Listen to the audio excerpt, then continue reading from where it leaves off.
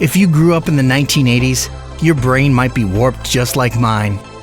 Movies seemed better. Toys were the best they'd ever been. Cartoons were actually entertaining. And a little thing called Nintendo may have changed your life. Or at least it impacted it. There's no denying that Nintendo of America had everyone's attention. They weren't just a company that made the best video games. They were a marketing powerhouse. They sent you magazines each month you couldn't wait to read. You hung the posters over your bed. You watched Nintendo cartoons every Saturday. You even called the pricey hotline when you were stuck in a game, only to get a lecture from your parents. But you didn't care because, hell, you even ate Mario cereal for breakfast. And if your Nintendo game didn't work, you blew it until it would work. And if all else failed, then you could just hit the local arcade. Welcome to the 1980s.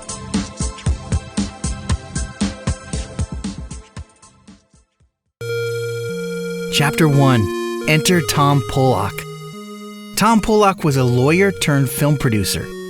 He knew a thing or two about movie magic. He had his hand in films like Field of Dreams, and he even helped shape the iconic Back to the Future. Tom was very in tune with the cultural tide that was the 1980s. Pollock had an itch, well, more of an idea. So he approached Nintendo of America's marketing department about a film inspired by Nintendo video game competitions. You see, Nintendo was capturing America's youth by storm. They were organizing mall tours that would eventually lead into cash prize video game tournaments like the Nintendo World Championship. And what teenager didn't want to play video games for a chance to win a prize like $10,000? Tom Pollock thought, we could make a movie about this. And with that, Nintendo licensed his products for inclusion in the film. During production, Nintendo executives were granted unprecedented access to the film's script and especially the portrayal of Nintendo products. Tom Pollock wasn't the only clever opportunist in this story. Nintendo saw this as an opening. It could help them solve a big problem in a grandiose way. The word Nintendo in Japanese means leave luck to the heavens.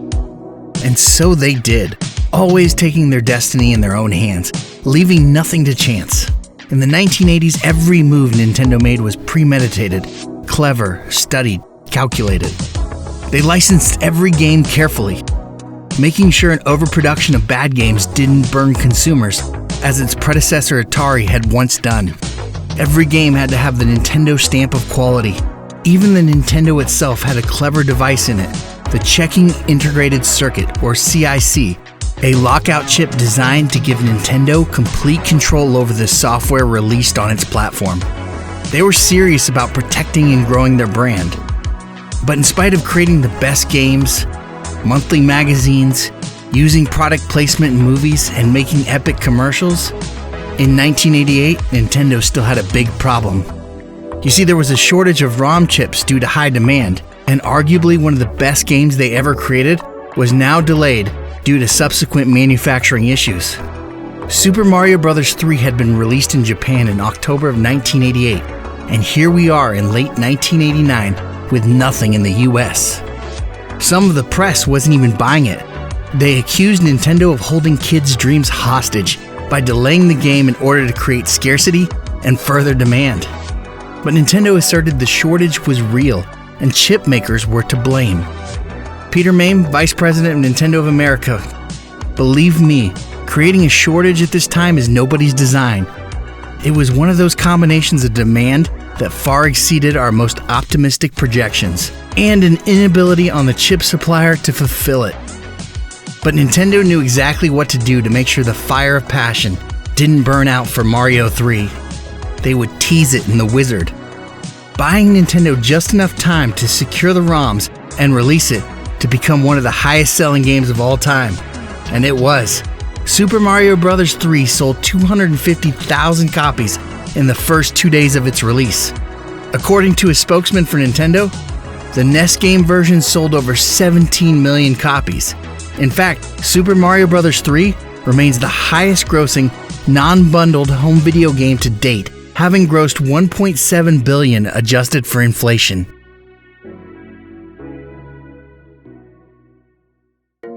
Chapter 3: Suffering and the Journey. In the 1980s, the US was experiencing a time of economic growth. However, for the average American, work weeks were getting longer. Americans were working harder than ever before. There was a rise in drug and alcohol use. And America had a plethora of other problems. One thing that particularly plagued teenagers was the high divorce rate. If your parents weren't divorced, you had a friend whose parents were. The Wizard capitalizes on the reality of its era, as Jimmy, the protagonist, comes from a broken family. However, this trope is present in the film. It isn't the main source of Jimmy's grief. Jimmy's twin sister, Jennifer, tragically drowned 2 years earlier, and Jimmy is suffering from a childhood form of PTSD. He doesn't speak much, and he carries this mysterious lunchbox wherever he goes. In the midst of Jimmy's suffering, he discovers he has a gift, and that gift may just help him confront his past. Enter Fred Savage. In the 1980s, Fred Savage was iconic. Parents trusted his wholesome demeanor, and kids loved his articulate, confident rebellion. In the film, it's clear that Savage has been forced by circumstance to grow up earlier than any child should have to. He's a protector of Jimmy, and he is painfully aware that Jimmy is being institutionalized. Savage's character knows this isn't the path for his little brother. Courageously, Savage breaks Jimmy out of his home, and they escape to an unknown future. The one thing they both know is that their destination is the great state of California. An appealing theme throughout the movie is independence. A couple of teenagers can do whatever they want, which includes going across country to California. And in the process, they discover Jimmy's gift. They use Jimmy's video game prowess to hustle the money they need to make the journey west. The idea that a couple of kids could find the money and sustain their future by playing video games is a story that appealed to every self-proclaimed Nintendo kid. Every teenager secretly wished it was them. Chapter 4: Antagonist and Critics. It seems there are two bad guys in the film. Both are soft characters. The first is Lucas. His character produces one of the most iconic lines in the entire movie. I love the Power Glove. It's so bad. The heroines meet Lucas on their way westward, and they quickly discover that Lucas is gifted at video games also. After Lucas intimidates Jimmy with his Power Glove, he informs the crew that he's also headed to the big video game tournament in California. The heroines haven't seen the last of Lucas. The other antagonist is Mr. Putnam, a greedy bounty hunter hired by Jimmy's mom and stepfather. He's obsessed with the money he could receive from Jimmy's capture. He's easily outsmarted by the teenagers and really poses little threat. In my opinion, he could have been omitted from the movie. Perhaps the real villain in the film is Jimmy's past, and whatever he's carrying in his lunchbox. The critics scorned this film. They hated it. Roger Ebert writes, "The Wizard is finally just a cynical exploitation film with a lot of commercial plug-ins. It is so insanely overwritten and ineptly directed that it will disappoint just about everybody and serve them right for going in the first place." TV Guide. The Runaways' actions provide anything but responsible models for children who make up the film's target audience, and the likable cast flails against the rampant idiocy and gross commercialism. My personal favorite, an ad for video games that makes video games look like a peyote hallucination. Tim Brayton, Antagony and Ecstasy. But not all critics hated it. Later in the mid-2000s, some critics would write favorably about the movie. One critic writes, "One of the best movies about the Nintendo Entertainment System." Phil Valero of the Arizona Daily Star says, "I love The Wizard. It's so bad." Even though most critics dismiss the film as some sort of fancy video game commercial, the film is still wildly popular with retro gamers and kids that were born in the 80s and 90s.